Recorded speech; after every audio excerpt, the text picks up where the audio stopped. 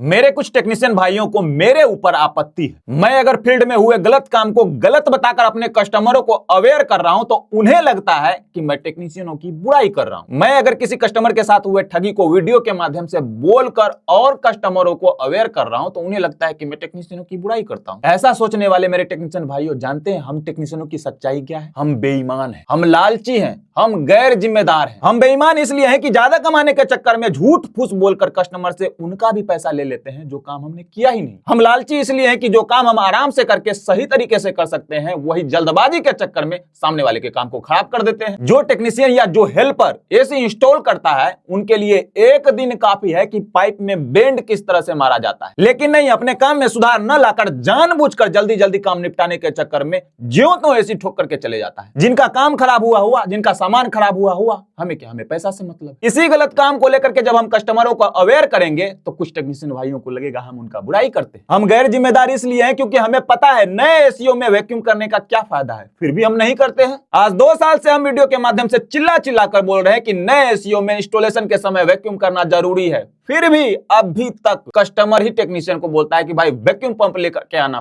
फिर भी नहीं आता है, सेल्फ वैक्यूम के नाम पर घुमा के चले जाता है। अब इस बात को लेकर के हम कस्टमर को अगर अवेयर करेंगे तो टेक्नीशियन भाई लोग कहेगा कि हम उनका बुराई करते हैं, जबकि सच बात तो यह है कि आज तक हमने किसी का बुराई नहीं किया। किसी का नाम लेकर किसी को कुछ बोला है तो बताना। हमने हमेशा फील्ड में किए हुए गलत काम को गलत बताकर कस्टमरों को अवेयर किया है। अगर कस्टमरों को अवेयर करना टेक्नीशियनों की बुराई है तो भैया मान लो हम बुराई कर रहे हैं। इस सीजन तो हम सिर्फ फील्ड में हो रहे गलत कामों पर ही बोले हैं, अगली बार इससे भी ज्यादा उग्र रूप धारण करेंगे।